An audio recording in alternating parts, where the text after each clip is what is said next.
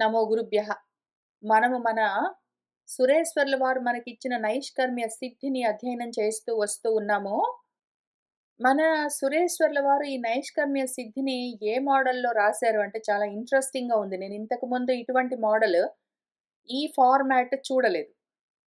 ఇప్పుడు మొదటిసారి చూస్తున్నాను కాబట్టి హైలైట్ చేసి చెప్తాను. ఆయన ఒక విషయం చెప్పే కన్నా ముందు దానికి ఒక ఉపోద్ఘాతం ఇస్తాడు. ఆయన ఒక శ్లోకాన్నిచ్చే కన్నా ముందు ఇక్కడ మొదటి శ్లోకం ఇక్కడుంది గదా!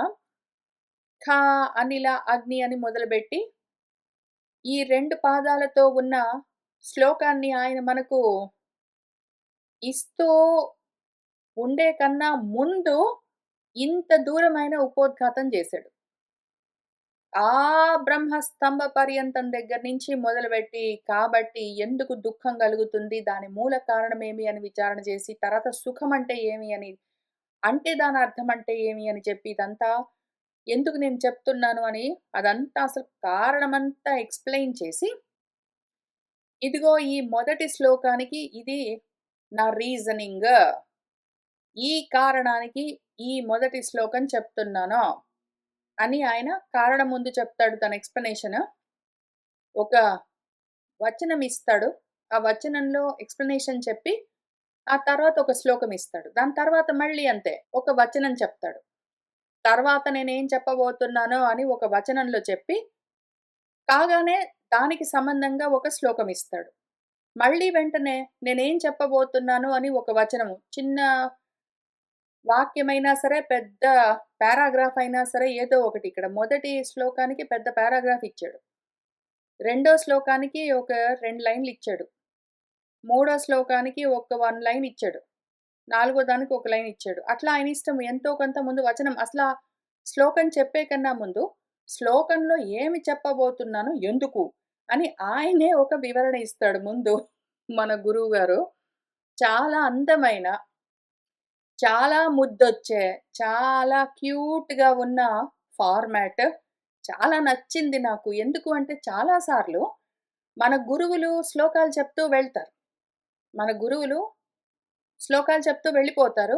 తర్వాత దాని వెనకాల దాన్ని అర్థం చెప్తూ ఉన్నవాళ్ళు భాష్యాలు రాస్తూ, ఈ కారణానికి ఈయన ఈ విధంగా చెప్పినట్టున్నాడు అని చెప్తూ వెళ్తారు. భాష్యాలో, వివరణలో, టీకాలో, తాత్పర్యాలో ఏవో ఒకటి మళ్ళీ తర్వాతొచ్చిన వాళ్ళు వాటికి రాస్తారు. ఈయనేం చేస్తున్నాడంటే, ఆయన నేనెందుకు చెప్తున్నాను అని ఆయనే చెప్పి అది చెప్తాడు. నేను పలానా విషయం ఎందుకు చెప్తున్నాను అని ముందే ఆయన చెప్తాడు. చెప్పి కాబట్టి అని ఆ విషయం చెప్తాడు. దాంతో మనము ఎక్కువగా గెస్సింగ్ చేయవలసిన అవసరం లేదు. ఆయన ఏం చెప్పబోతున్నాడో, ఎందుకు చెప్తున్నాడో అన్న విషయం మనము గెస్ చేయక్కర్లేదు. ఆయనే చెప్తారు పాపం క్లియర్‌గా. అంత అందంగా రాసిచ్చారు. ఇంత సుందరంగా ఉన్నది చాలా బాగుంది. నాకెంత నచ్చిందంటే, మన సురేశ్వర్ల వారి పైన, మన గురువుగారి పైన నాకంత ముద్దొచ్చిందసల యాక్చువల్లీ. కాబట్టి ఇంత దూరం ఆయన ఎందుకు, ఏమి కథ అని ముందు వ్యాఖ్యానం చేశారు. ఆయన అభిప్రాయం చెప్పారు ఆ వచనంలో. ఆ వచనం వరకు మనం ఇంతవరకు చూసుకున్నాము. ఇంకా ఇదంతా జెప్పారు గదా! ఉపోద్ఘాతము. దాని సంబంధంగా ఉన్న శ్లోకమేమో చూద్దాము. కాబట్టి అనగనగా అసలు ప్రతాడికి జీవభావంతో ఉన్న ప్రతి జీవికి దుఃఖాలు తప్పవు. ఎందుకు అంటే ఇదిగో ఇన్ని కారణాలున్నాయి. అయితే కానీ దుఃఖము నిజం గాదు. అది అసత్. అనాత్మల్ని తగులుకొని ఉండడం చేత దుఃఖము ఉన్నట్టుగా అనిపిస్తుంది. నిజంగా లేదు. అసలు మన స్వరూపం సుఖము. ఆ సుఖ స్వరూపము తెలుసుకోవడానికి మనకు కావాల్సిందేమి అంటే సంపూర్ణ ఆత్మ విజ్ఞానం కావాలి. ఈ ఆత్మ అనవబోధ వల్లే మనకింత కష్టం కలుగుతూ ఉన్నది. అందుకని మనం సమ్యక్ జ్ఞానాన్ని సాధించామంటే స్వరూప లాభం కలుగుతుంది. దానివల్ల మనకి అజ్ఞాన నివృత్తి వల్ల స్వరూప జ్ఞాన ప్రాప్తి. స్వరూప జ్ఞాన ప్రాప్తి వల్ల అజ్ఞాన నివృత్తి 2 ఒకటేసారి జరుగుతాయి. మొత్తం అశేషమైన అనర్థాలన్నింటికి మూల కారణము మన అజ్ఞానమే. ఆ అజ్ఞానాన్ని తొలగించుకోవడం కోసం సమ్యక్ జ్ఞానం మనకు అత్యవసరము. దాన్ని మనం ఎట్లా సాధించాలి ఏమి అని ఉపదేశం చేయడం కోసమో ఈ ప్రకరణము ఆరంభించబడుతూ ఉన్నది అని చెప్పారు. ప్రకరణము అని ఆయన మాటిమాటికి వాడుతారు. ఇక్కడ అశేష వేదాంత సార సంగ్రహ ప్రకరణము అని చెప్తూ, ప్రకరణార్థ సంసూత్రణాయ అని చెప్తూ, మళ్ళీ తర్వాత గూడా ప్రకరణం అని చాలా వాడుతారు. కాబట్టి ప్రకరణము అన్నది మన సురేశ్వర్ల వారు ఏ ఉద్దేశంతో అంటున్నారో చూద్దాము. ప్రకరణము అంటే ప్రకృష్టంగా అక్కడ కల్పించబడ్డ దాన్ని ఒక్క చోట సంగ్రహంగా ఉంచడము అని అర్థము. ఒకే విషయము ఆత్మతత్వ విజ్ఞానం గురించి మన ఉపనిషత్తుల నిండా చాందోగ్యంలో కొంత, బృహదారణ్యకంలో కొంత, ఈశావాస్యంలో కొంత, ఏదో మన తైత్రీయంలో కొంత మొదలైన రకరకాల వేదాంత వాక్యాల్లో అక్కడక్కడ ఒకే విషయం చెప్పబడుతూ వచ్చింది. ఇప్పుడు ఈ విధంగా ఎక్కడ చెప్పినా సరే చెప్పబడ్డ వస్తువు మాత్రం ఒకటి. ఒకే వస్తువు గురించి ఎన్నో చోట్ల చెప్పబడి ఉంటే, ఆ ఎన్నో చోట్ల చెప్పబడ్డ వస్తువు ఒక్క చోట చేర్చి ఎక్కడైతే చెప్పబడుతుందో దాని పేరు ప్రకరణము అని ఆ టెక్నికల్ టర్మ్‌కి అర్థం.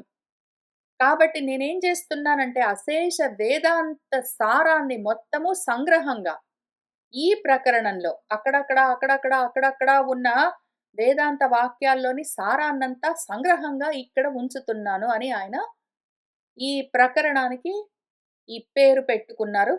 ఈ ప్రకరణం అంటే అక్కడక్కడ ఉన్న ఒకే వస్తువు గురించిన విజ్ఞానాన్ని ఇక్కడ ఒక్క చోట ఉంచుతూ ఉండడానికి ఏమి ప్రయోజనము? ఏ కారణానికి నేనిట్లా చేస్తూ ఉన్నాను అని దాన్ని సమ్యక్‌గా సూత్రీకరిస్తూ అంటే సూచిస్తూ ఈ మొదటి శ్లోకాన్ని చెప్పబోతూ ఉన్నాను అని ఆయన చెప్పారు.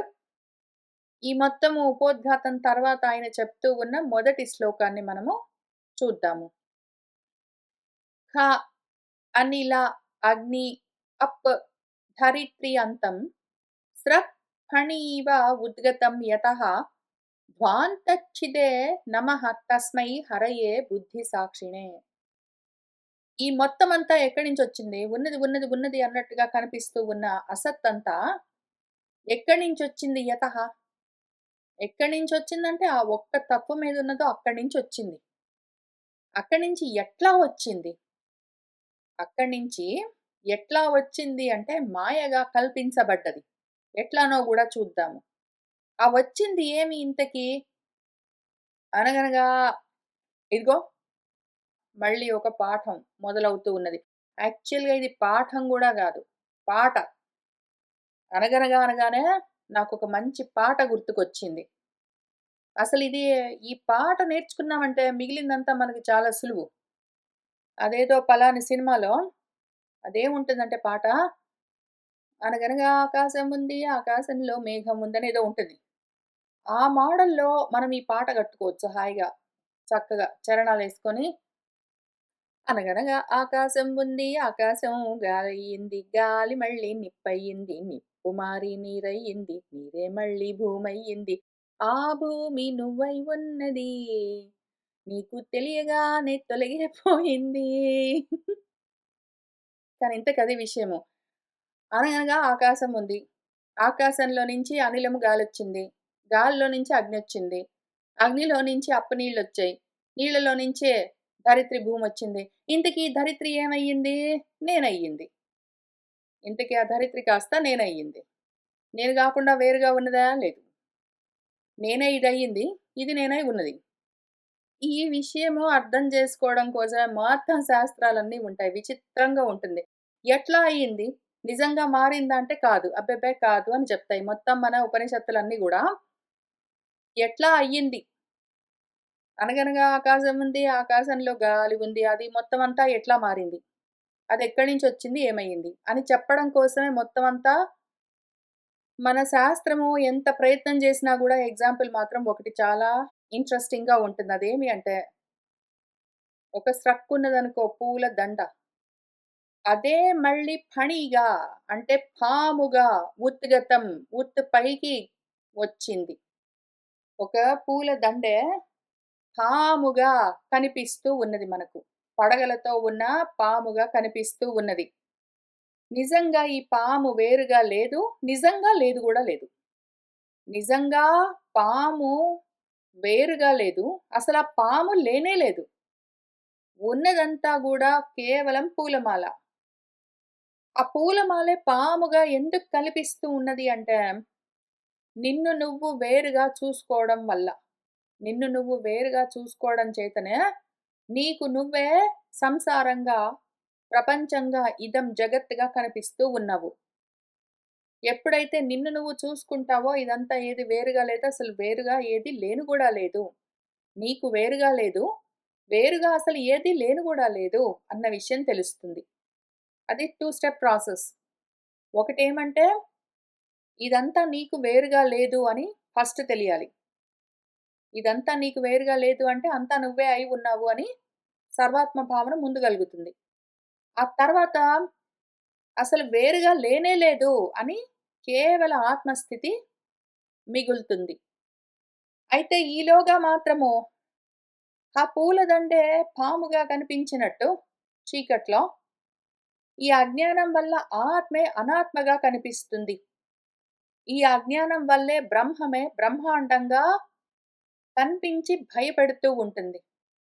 ఆ జ్ఞాన సారమే నిస్సారమైన సంసారంగా లేని ఎండమావులన్నీ ఉన్నట్టుగా కనిపిస్తూ, మనకి ఎన్నో దుఃఖాలను కల్పిస్తూ ఉంటుంది. అయితే ఏం చేస్తాం మరి ఈ పామును? పామునేమి చేస్తాము అంటే, ప్రయత్నాలు మనము 3 రకాలుగా చేసుకోవచ్చు అని ఇంతకుముందు ఎక్కడో వేరే ఇంకొక సబ్జెక్ట్ చెప్తున్నప్పుడు ఎక్స్‌ప్లెయిన్ చేస్తూ వచ్చాను. ఎందుకంటే మనం ఎక్కడ చదివినా ఈ ఒక్కటే సబ్జెక్ట్ వేరేది లేని గూడా లేదు గాబట్టి, ఇంకేదో ఎక్స్‌ప్లెయిన్ చేస్తూ ఉన్నప్పుడు ఈ తాడు పాము ఎగ్జాంపుల్ పెట్టుకొని, మనం ఏం చేయొచ్చు బహుశः కఠోపనిషత్ గురించి చెప్తూ ఉన్నప్పుడు మనం మాట్లాడుకున్నట్టున్నాము. మనం ఏం చేయొచ్చంటే కొన్ని ఆప్షన్స్ ఉన్నాయి. ఈ పాము అంటే ఈ సంసారము నన్ను భయపెడుతూ ఉన్నది గదా! దుఃఖాలన్నీ కలిగిస్తూ ఉన్నది గదా! మృత్యువులన్నీ ఇస్తూ ఉన్నది గదా! ఇటువంటి ఈ సంసారాన్ని నేనేం చెయ్యొచ్చు? ఈ పామునేం చెయ్యొచ్చు అంటే, ముందు పాము ఎగ్జాంపుల్ తోటి చూద్దాము. పాముని నువ్వు కొట్టి చంపేయొచ్చు. ఏదో ఒక కర్ర పట్టుకుని దాన్ని కొట్టి చంపేయొచ్చు. లేదా పాము మాయమైపోవాలి అని ఏదైనా మంత్రగాళ్ళని పిలిచి నువ్వు మంత్రాలన్నీ చదివించొచ్చు. పాము మాయమైపోవాలి, పాము కనిపించకుండా పోవాలి, పాము లేకుండా పోవాలి అని నువ్వు మంత్రాలన్నీ చదివించొచ్చు.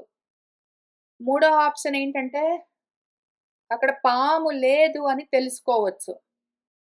ఇప్పుడు ఈ 3 ఆప్షన్స్ ఏమి అంటే, మొదటి ఆప్షన్ కర్రబెట్టి పామును మనం కొడుతూ ఉన్నాము అంటే, దాని పేరు కర్మ.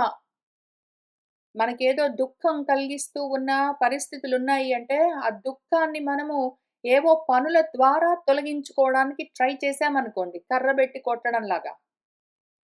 ఏదో నాకు ఆకలి వేసింది అంటే అన్నం తినడము, ఎవరో నన్ను తిట్టారు అంటే నేను వాళ్ళని ఎదురు తిరిగి తిట్టడమో, లేదా పారిపోవడమో, ఏదో నాకు డబ్బులకి ఇబ్బందులున్నాయి అంటే కష్టపడి జాబ్ తెచ్చుకోవడము, ఏదో నాకు కోరికలున్నాయంటే తీర్చుకోవడం కోసం పెళ్లి చేసుకొని పిల్లల్ని కనడం ఇట్లాంటివన్నీ ఏవున్నాయో, ఇవన్నీ యాక్చువల్‌గా లౌకికమైన ప్రయత్నాలు. కర్మలు.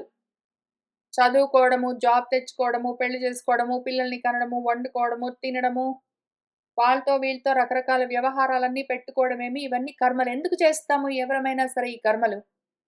ఎందుకు చేస్తాము? ఎందుకు చదువుకుంటాము కష్టపడి? ఎందుకు కష్టపడి ఇంటర్‌వ్యూస్ అటెండ్ అవుతాము? ఎందుకు కష్టపడి జాబ్స్ తెచ్చుకుంటాము? ఎందుకు కష్టపడి ఉద్యోగాలు చేస్తూ జీతాలు తెచ్చుకుని, దాంతో ఏవో కొనుక్కొని ఇవన్నీ ఎందుకు చేస్తాము? బికాజ్ మనకు ఏవో దుఃఖాలున్నాయి వాటిని తొలగించుకోవాలి. ఏవో సుఖాలు కావాలి అంటే వాటిని పొందాలి. వీటి కోసం మనం ఏవో కర్మలు చేస్తూ ఉంటాము. ఎట్లా కర్రబెట్టి పాముని కొట్టినట్టే.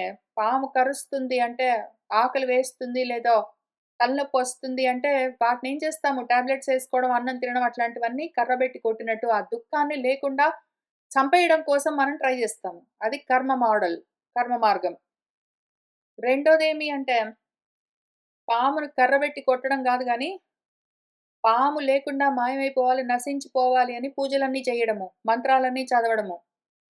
మృత్యువు లేకుండా చేసుకోవడానికి ఏదో మృత్యుంజయ మంత్రాలన్నీ త్రయంబకం యజామహే అనుకుంటూ మృత్యోః ముక్ష్యమామృతాత్ ఉర్వారూకమివ బంధనాత్ అనుకుంటూ మంత్రాలన్నీ చదవడం మృత్యువు లేకుండా. లేకపోతే ఆకలి వేస్తున్నది అంటే ఉపవాసాలన్నీ చేస్తూ మళ్ళీ నాకు జీవితంలో అన్నానికి ఇబ్బంది లేకుండా ఏదైనా చెయ్యని మంత్రాలన్నీ చదువుతూ ఉండడము. ఈ రకంగా. నిజంగా పామే వచ్చి కాటు వేస్తుందో ఏమో అని భయం వేస్తే, పాము కాట్లకు విరుగుడుగా ఏదో గరుత్మంతుడు మంత్రాలన్నీ చదవడము. ఇట్లాంటివన్నీ. మనకు కష్టాలన్నీ వస్తూ ఉన్నాయంటే, ఆ కష్టాలన్నీ తొలగించుకోవడం కోసము సంకష్టహర వినాయక మంత్రాలేమైనా ఉన్నాయా అని చూసుకోవడం. వాటి కోసం ప్రయత్నాలన్నీ చేయడం.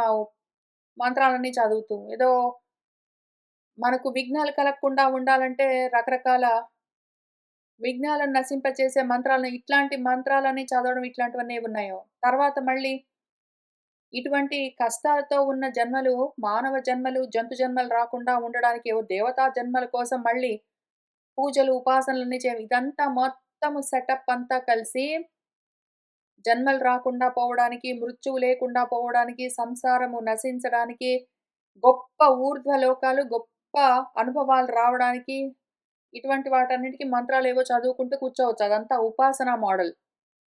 మూడోదేమి అంటే, ఆ పామును కర్రబెట్టి కొట్టినా పోవట్లేదు. అదెప్పుడూ అట్లానే ఉంటుంది. ఎందుకుంటుంది? అదక్కడ నిజంగా లేదు. పూలదండ పాపం. పూలదండను నువ్వే పాము అని బుద్ధి తంత్రంతో ఊహించుకుంటున్నావు గాబట్టి, నీ ఊహలో ఉన్నంత వరకు అదెప్పుడు ఉంటూనే ఉంటుంది. నువ్వు దాన్ని పోగొడతానని కొడుతూ ఉన్నంత సేపు లేని పాము లేదు గాబట్టి, నువ్వు అనుకుంటున్నావు గాబట్టి అది ఉంటూనే ఉంటుంది. ఇంకది పోవడం అన్నది లేదు. అట్లానే మంత్రాలతో మాయం చేద్దామని ట్రై చేస్తే లేని మాయామయమైన పామును నువ్వు మంత్రాలతో మాయం జేయడానికి అదెక్కడికెళ్తుంది? ఎక్కడికెళ్ళదు. నువ్వే మాయగా కల్పించుకున్నావు. కాబట్టి అదెప్పుడు ఉంటూనే ఉంటుంది. ఈ మంత్రాల వల్ల గూడా అది మాయం గాదు. మూడో పద్ధతి ఏమి అంటే, జ్ఞానము ఆప్షన్. అక్కడ పాము లేదు అని తెలుసుకోవడం. అక్కడ పాము లేదు అని ఎట్లా తెలుసుకుంటావు? ఏదో ప్రకాశం ఉన్నదనుకో లైట్ వెలుగులో కళ్ళు పెట్టుకుని బుద్ధి అక్కడ ఫోకస్ చేసి చూస్తే పాములాగా కనిపిస్తూ ఉన్నది కానీ అది పాము గాదు అని తెలుస్తుంది. ఇది జ్ఞానం మోడల్. అది పాము కాదు అని తెలుసుకోవడానికి జ్ఞానం గావాలి. అది జ్ఞానంతో సాధించొచ్చు. అయితే ఈ 3 కూడా మనకు కొంతవరకే ఉపకారం చేస్తాయి. అందుకనే మనము కఠోపనిషత్తులో మన నచికేతుడు అడుగుతూ ఉన్న మొదటి 2 వరాల్లో ఈ మూడింటిని చూస్తూ వచ్చాము. అది పాము కాదు అని తెలిసినంత మాత్రాన మళ్ళీ సరిపోదు. అక్కడ పామసలు లేనే లేదు. ఉన్నది యాక్చువల్‌గా తాడు అని గూడా తెలియాలి. లేదా పూలదండ అని తెలియాలి. మనకు మన కఠోపనిషత్తులో పాము అని, తాడు అని ఎగ్జాంపుల్ చూపించారు శంకర్ల వారు. ఇక్కడ పూలదండ, పాము అని ఎగ్జాంపుల్ చూపిస్తున్నారు మన సురేశ్వర్ల వారు. విషయం ఒకటే. ఇక్కడ ఎగ్జాంపుల్ చూసుకుంటే అది పాము కాదు అని తెలియడంతో సరిపోలేదు. ఇది పూలదండ అని కూడా దాని యథార్థ జ్ఞానం మనకు కలగాలి. అయథావత్‌గా ఇదే నేను బ్రహ్మంగా లేతే బ్రహ్మాన్ని బ్రహ్మాండంగా చూస్తూ ఉన్నాను అని అర్థం చేసుకోవడం సగం వరకొచ్చినట్టు జ్ఞానంతో. అయితే 2 వేరుగా లేదు. ఉన్నది ఒకటి రెండో దానిగా కనిపిస్తూ ఉన్నా గూడా లేదు అని తెలుసుకోవడం. యాక్చువల్‌గా బ్రహ్మం తెలుసుకోవడము. బ్రహ్మము ఉన్నది, బ్రహ్మాండము ఉన్నది. బ్రహ్మాన్నే బ్రహ్మాండంగా చూస్తున్నాను గాదు. బ్రహ్మాండము మొత్తము నాకు బ్రహ్మంగా కనిపిస్తున్నది అని అక్కడికి వెళ్ళాలి. అసలు బ్రహ్మాండం మళ్ళీ వేరేగా కనిపించను గూడా కనిపించరాదు.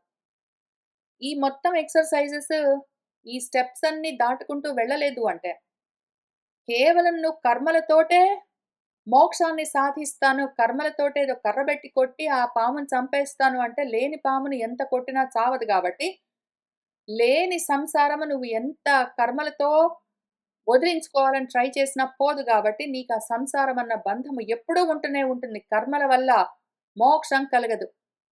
రెండోది ఉపాసన వల్ల మంత్రాలవన్నీ చదివి దాన్ని మాయం చేద్దామని ట్రై చేస్తే అదే అసలు మాయ. మాయగా నువ్వే కల్పించుకున్న దాన్ని, ఉన్నది అని నువ్వు అనుకుంటున్న దాన్ని నువ్వు ఏ మంత్రంతోటి మాయం చేయగలవు? ఆ విధంగా అది తొలగదు. ఉపాసన వల్ల గూడా అది పని చెయ్యదు. ఆ పాము నువ్వు మంత్రాలు వేసినా సరే, ఏదేసినా సరే, మంత్రం వేసి దాన్ని బుట్టలో బెడితే గూడా, పాము ఉన్నదేమో అన్న నీకు ఆలోచన ఉన్నంత వరకు గూడా బుట్టలోనైనా సరే ఉంటూనే ఉంటుందది. పాము మొత్తం లేకుండా మాయమవ్వదు. ఉపాసన గూడా పనిచేయదు. మూడోది జ్ఞానము. మొత్తం అంతా ఈ బ్రహ్మాండం అంతా ఉన్నది మొత్తము బ్రహ్మమే అంటే అన్నావు గాని బ్రహ్మాండం అంతా గూడా ఉన్నట్టుగా నీకనిపిస్తున్నది గదా పాము. మొత్తం బ్రహ్మాండమంతా బ్రహ్మమయమై ఉన్నది అయితే అయింది. కానీ అది బ్రహ్మము బ్రహ్మములాగా కాకుండా, నీ స్వరూపంగా కాకుండా, వేరేగా ఇంకొకటిగా ఉన్నట్టుగా కనిపిస్తున్నంత సేపు గూడా అది మళ్ళీ పని చెయ్యదు. అది ఉంటూనే ఉంటుంది. నీకా బంధంలో నుంచి పూర్తిగా మోక్షం ఉండదు. నాలుగో ఆప్షన్ అక్కడ బ్రహ్మాండము లేదు, ఇక్కడ పాము లేదు. ఉన్నది కేవలం పూలమాలలాగా ఉన్న బ్రహ్మము. వేరేది లేనే లేదు అని తెలుసుకోవడం వరకు వెళ్ళాలి. అయితే రెండోది లేనే లేకుండా కేవలము బ్రహ్మం ఏదున్నదో అదే మళ్ళీ మాయగా దానిలోనే అదే బ్రహ్మాండాలన్నీ కల్పించుకుని, అదే చూసుకుని, అదే ఆ మాయలో పడి మోహపోతూ ఉంటుంది. నువ్వే పూలదండను చూసి పాము, పాము అనుకుని ఆ మోహంతో నువ్వే భయపడుతూ ఉంటావు. నువ్వే కల్పించుకున్నావు ఆ పామును. ఎందుకు నీ మోహంతో నువ్వే కల్పించుకుని నువ్వే భయపడుతూ ఉంటావు. ఇట్లా జరిగింది గాబట్టి, ఇటువంటి పరిస్థితిలో ఎక్కడి నుంచైతే ఈ అనగనగా ఆకాశం, ఆకాశం నుంచి గాలి ఇవన్నీ ఎక్కడి నుంచొచ్చాయో, అంతం వరకు ఆకాశం నుంచి మొదలుపెట్టి ధరిత్రి అంతం వరకు చివరి వరకు అక్కడి నుంచి వాటిని మూల ద్రవ్యాలుగా ఉపాదాన కారణంగా పెట్టుకుని రకరకాలుగా తయారైనట్టుగా అనిపిస్తూ ఉన్నదేదున్నదో అదంతా గూడా పరబ్రహ్మమే. రెండోది లేని గూడా లేదు. ఉన్నది అని అనిపిస్తూ ఉన్న ధ్వాంతము దట్టమైన చీకటి ఏదున్నదో దాన్ని ఛేదించేదెవరు? ఎవరు అంటే ఆ హరి ఏదున్నదో, ఆ హరం అన్నింటిని హరించేదేదున్నదో అటువంటి హరుడికి తస్మై ఆయనకు నమః నమస్కారము. అయితే ఈ హరుడు మళ్ళీ వేరుగా ఉన్నదా? ఆ హరుడు గాని, ఆ హరి గాని ఏదైనా సరే హరించేది ఇటువంటి అజ్ఞానాన్ని హరించేది, సమూలంగా సంసారాన్ని హరించేది వేరేగా ఏదైనా ఉన్నదా అంటే ఏమీ లేదు. ఈ బుద్ధి నాకు కలగడానికి కారణమైన ఏ తత్వం ఉన్నదో ఈ బుద్ధికి ఇటువంటి అసత్ బుద్ధికి సాక్షిగా ఉన్నదేదున్నదో అదే ఇది అయి ఉన్నది. అదే ఇంతటికి కారణమై ఉన్నది.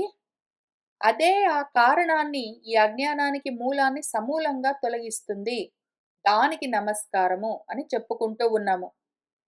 ఇందులో ముఖ్యంగా ఈ స్రక్ ఫణీవ ఉద్గతమని ఎగ్జాంపుల్ ఎంత అందంగా ఉంటుందో. ఒకవేళ నువ్వు ఈ ఎగ్జాంపుల్ చూసుకోకపోతే నువ్వు నిజంగా కర్ర బెట్టి కొట్టి ఆ పాముని చంపేద్దాము అనుకుంటే దేన్ని కొడుతున్నది? పూలదండను కొడుతున్నావు. మంత్రాలతో మాయం చేద్దామని ట్రై చేస్తున్నది దేన్ని మాయం చేయడానికి ప్రయత్నం చేస్తున్నావు? పూలదండనే మాయం చేయడానికి ట్రై చేస్తున్నావు. అటువంటి కర్మోపాసనలతో మనకు ఈ సంసారం అన్నది తొలగదు. నువ్వు అన్యాయంగా నిన్ను నువ్వే కొట్టి చంపేసుకోవడానికి. ఎందుకంటే నువ్వే గదా బ్రహ్మాండంగా ప్రవర్తిస్తూ ఉన్నావు. నిన్ను నువ్వే హత్య చేసుకోవడానికి, చంపేసుకోవడానికి ట్రై చేస్తున్నావు. నిన్ను నువ్వే హింసించుకుంటున్నావు. అట్లానే మాయం చేయడానికి ట్రై చేశావంటే నిన్ను నువ్వే మాయం జేసుకోవడానికి, పోగొట్టుకోవడానికి ప్రయత్నం చేస్తున్నావు. నీకు నువ్వు అన్యాయము, ఆత్మద్రోహం చేసుకుంటావు అట్లా జేస్తే. జ్ఞానం వల్ల కొంచెం ఉపయోగము. అది లేదని తెలుస్తుంది. కానీ నువ్వే అది అసలు వేరేగా లేని గూడా లేదు రెండోది అని తెలుసుకోవడము ఇంకా సమ్య జ్ఞానము. కాబట్టి మనకు కర్మ సరిపోదు. ఉపాసన సరిపోదు. జ్ఞానం గూడా కొంతవరకే ఉపకారం చేస్తుంది. సమ్యక్ జ్ఞానమైతేనే మాత్రమే పూర్తిగా నీ స్థితిని నువ్వు తెలుసుకోవచ్చు. అక్కడి దాకా వెళ్ళాలి. అయితే మరి కర్మ, ఉపాసన, జ్ఞానము ఎందుకు చెప్తారు అంటే కర్మలు నువ్వు ధర్మంగా, యజ్ఞంగా చేస్తూ ఉన్నావంటే చిత్తశుద్ధి కలుగుతుంది. దానితో నువ్వు ఆ తత్వం దగ్గరికి వెళ్లి కూర్చుని దాన్ని అధ్యయనం చేయడానికి ఉపాసన ఉపకరిస్తుంది. అయితే అది సాకారము. అక్కడ గూడా ఆగకుండా సాకారంగా నువ్వు ఉపాసన చేస్తూ ఉన్నా గూడా అందులోని జ్ఞానాన్ని, ఆ తత్వం యొక్క జ్ఞానాన్ని ఒకవేళ పట్టుకుంటూ ఉన్నావు అంటే అసలది లేదని తెలుస్తుంది. దాంతో చివరికి సమ్య జ్ఞానం మాత్రం నిలుస్తుంది. ఆ విషయం ఒకటి చాలా ముఖ్యమైన తంత్రం ఇక్కడ వస్తు తంత్రాన్ని చెప్తూ ఉన్నారు. బుద్ధి తంత్రాన్ని పక్కన బెట్టి నువ్వు వస్తు తంత్రాన్ని ఎట్లా అధ్యయనం చేయాలి అని చెప్తూ, తర్వాత ముఖ్యంగా బుద్ధి సాక్షి హరి అని చెప్తూ ఉన్నారిక్కడ. హరయే బుద్ధి సాక్షినే అన్నప్పుడు 2 వేరుగా లేవు. ఆ ఈశ్వరుడు వేరేగా ఒకటి ఉన్నది. నేనిక్కడ బుద్ధి పెట్టుకొని ఆలోచిస్తున్నది ఒకటి వేరేగా ఉన్నది అని చూడరాదు మళ్ళీ. ఇక్కడ జీవాత్మైక్యాన్ని చూపిస్తూ అదే ఇది అని చెప్తూ ఉన్నారు. చాలా స్పెసిఫిక్‌గా. ఎందుకంటే ఇక్కడ చెప్పబోతూ ఉన్నది కంప్లీట్‌గా సమ్యజ్ఞానం గాబట్టి, ఆ ప్రవచనమంతా అద్వైతమే గాబట్టి, అద్వైతం గురించే ఇక్కడ మళ్ళీ ముందే మొట్టమొదట శ్లోకంలోనే ప్రస్తావిస్తూ ఉన్నారు. అసలీ బ్రహ్మాండమంతా ఉన్నది ఉన్నది అనిపిస్తూ ఉన్నది. నిజంగా లేను గూడా లేదు. ఆ పూలదండనే పాములాగా నువ్వే కల్పించుకుని నీ బుద్ధితో చూస్తూ ఉన్నావు. అయితే ఈ బుద్ధితో చూస్తూ ఉన్న నువ్వెవరున్నావో, అది మళ్ళీ వేరుగా లేవు. అసలా తత్వమంతా నువ్వే అయి ఉన్నావు. దాన్ని తెలుసుకో. అప్పుడు ఈ అజ్ఞానాన్ని నువ్వే ఛేదించుకోవచ్చు అని చెప్తూ ఉన్నారు. దాంతో మనకు ఈ మొదటి వచనము, దాని సంబంధమైన ఈ శ్లోకము పూర్తయ్యాయి. వచ్చే వారం కలిసి కూర్చొని మనము తర్వాత శ్లోకము అధ్యయనం చేస్తూ వెళ్దాము. ఇవాల్టికి ఇక్కడికి ఆపుతున్నాను. శుభం భవతు.